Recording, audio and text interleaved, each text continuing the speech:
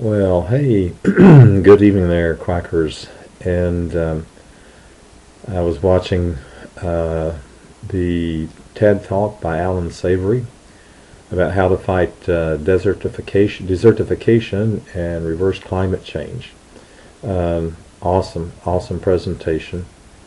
And as Anton said, in his career, the guy made some mistakes as a scientist, as a climatologist, and which resulted in, among other things, 40,000 elephants being killed as a solution to desertification, which actually just resulted in the opposite, more desert.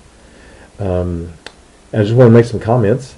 A couple of things came to mind as I was watching that.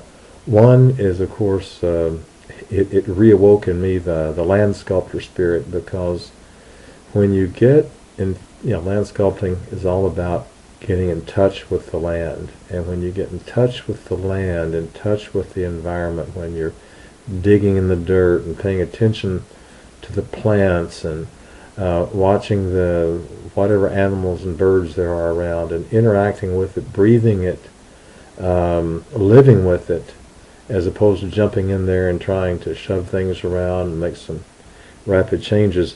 When you live with the land and live out in nature and dig in it, think about it and smell it and taste it, for me at least, various solutions, better, well, let's say insight comes. And so that sort of inspired me to at least promote land sculpting, maybe get back into some of it myself, although I don't own any land to sculpt, but maybe I could go out and help eliminate the deserts. The other thing that occurred is, wow, it's just that looking at this from some personal history, I can remember seeing the dust storms coming when I was growing up. I was a little kid, growing up in Dallas. And you may have heard me tell about that, but I suppose it bears telling again. It was sort of the aftermath of the Dust Bowl days, and we would look up toward the north, and we'd see clouds rising in the north, coming south, heading toward us, getting bigger. And for a number of years when I was growing up in Dallas, it was a drought, and so we were always hoping it would be a storm coming in to bring some rain and cool things off. But it would frequently, more often than not, be a dust storm. And I remember we would get in the house, close the windows and close the doors, and the air would just turn yellow. I mean, from a distance it would be kind of dark and gray and then black, but then as it got closer to us and surrounded us during the daytime, everything would be yellow. And after the dust storm blew through, there was grit everywhere. Grit in your teeth, grit in your hair, grit in your towel, grit in your toothpaste. I mean, just, if you open the refrigerator, grit got into the refrigerator. Grit on all the plates and dishes in the kitchen cabinets. So that was a result of the desertification that we did to ourselves, because there was a theory, I forget the name of it, but there were some scientists, just like Alan Savory at one point, came up with the idea it was good to kill the elephants, and that would solve the desertification problem in a particular area in Africa. There were people who believed that a particular approach to farming would yield much better results, and it did for a while.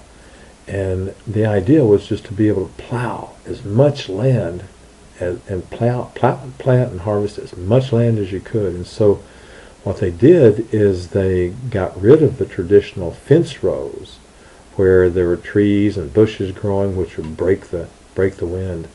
And they was plow in straight lines, no contour plowing. They would plow in straight lines for as long as they could. So these big farms. They called it, it was like dryland farming.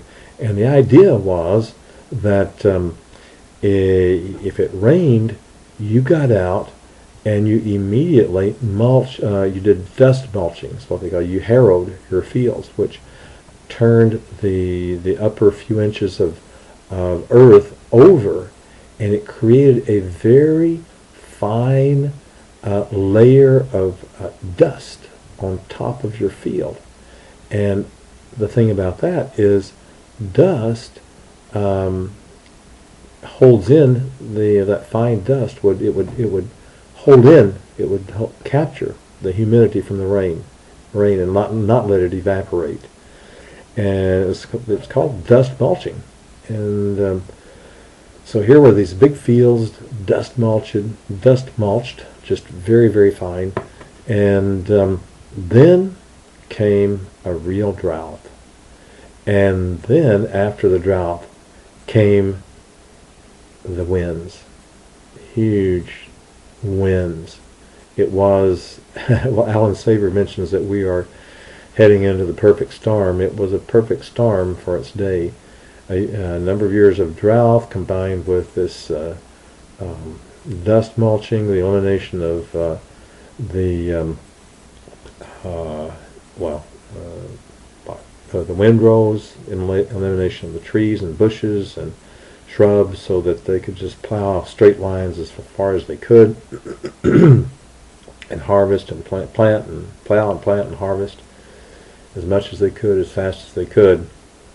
And when the drought came, then nothing grew, and the dust got deeper and dustier, and then the winds came. And that was the Dust Bowl days, and a lot of people had to abandon Oklahoma, especially. That's where those big dust storms were coming from, because Oklahoma, of course, is just north of the border there from Texas.